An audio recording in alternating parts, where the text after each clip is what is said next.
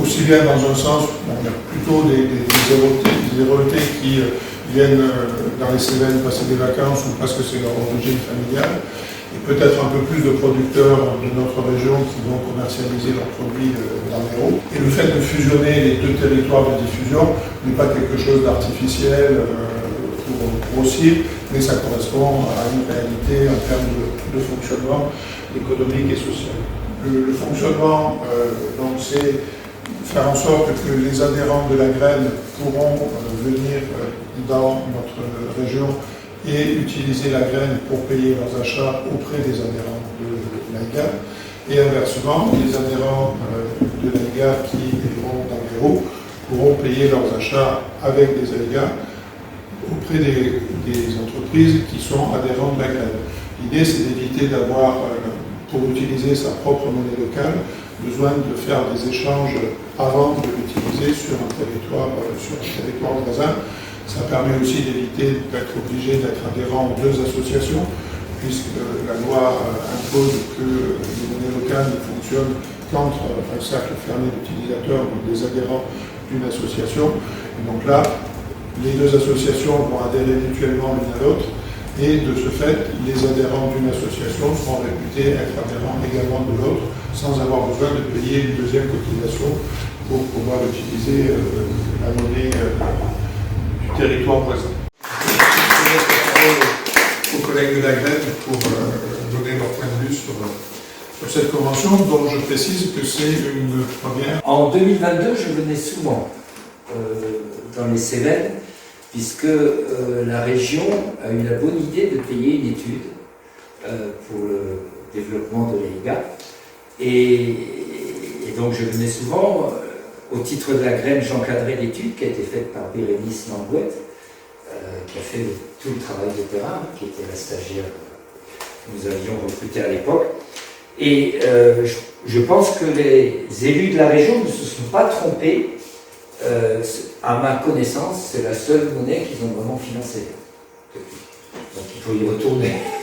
Je pense qu'il faut y retourner. Ils ne se sont pas trompés parce qu'ils finançaient ça au titre du développement justement d'un territoire de moyenne montagne, qui est considéré enclavé et pour lequel ils considéraient qu'une monnaie locale pouvait avoir des effets positifs.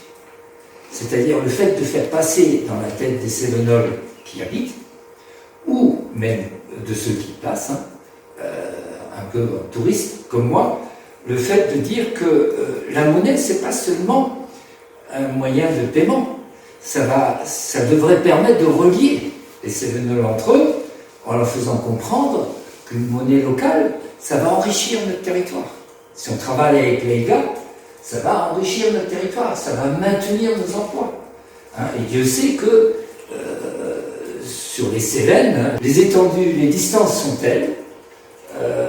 J'avais noté quelques chiffres, 3700 km², 375 000 habitants, il y a 2-3 ans. Ben, dans l'Hérault, c'est 6100 km², le double, 1 300 000. Donc ici, pour relier les producteurs et les consommateurs, c'est pas évident. Donc s'il y a une monnaie, s'il y a l'état d'esprit de dire ça doit faire lien, ça doit enrichir et maintenir les emplois sur le territoire cévenol, enfin, je pense que c'est ça que les élus à l'époque ont vu. Et bien sûr, d'où la demande qui avait été faite par l'association dont vous vous occupez ici. Bien que ce ne soit pas une fusion, parce que c'est quelque chose qu'on entaille, on veut toujours tout fusionner et assembler. Là, non, c'est une coopération.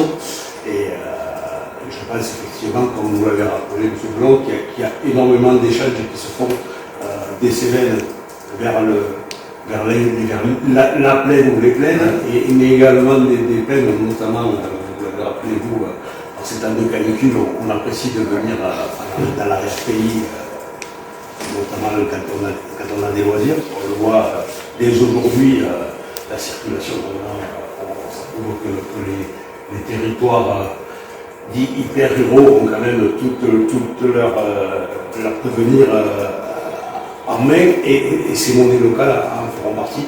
Voilà, pour que le monde de demain soit plus agréable à vivre que peut-être ce qu'on nous compte. Tout à fait. Jusqu'à présent, l'idée c'était que toute l'attractivité vienne sur Montpellier et qu'on aille tout gratter partout.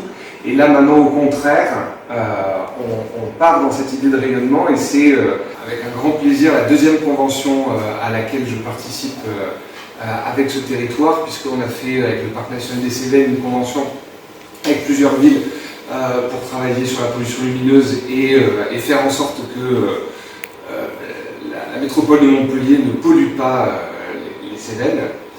Et là ici c'est aussi cette idée-là qui est qu'on voit bien, nous qui avons fait le trajet ce matin, qu'on change de territoire et qu'effectivement il s'agit bien de ne pas se fusionner et s'agglomérer, mais au contraire de tisser des liens, des passerelles entre chacun des territoires.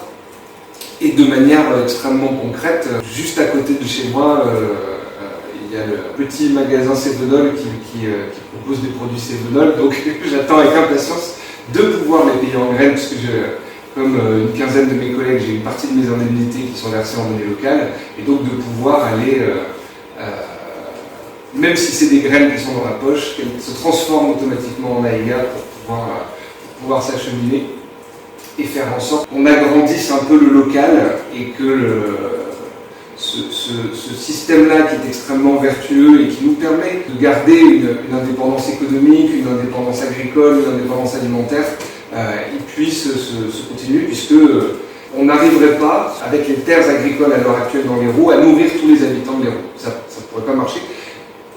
La métropole de Montpellier pourrait à peine être nourrie en autonomie alimentaire si on captait la totalité des terres agricoles du département de l'Hérault. Je pense que certains viticulteurs ne seraient pas très contents. Et donc voilà, il faut bien que aussi vous nous nourrissiez. Et donc on est ravis de pouvoir travailler à ça et faire en sorte voilà, qu'on alimente et qu'on se coopère et qu'on se coopte les uns les autres.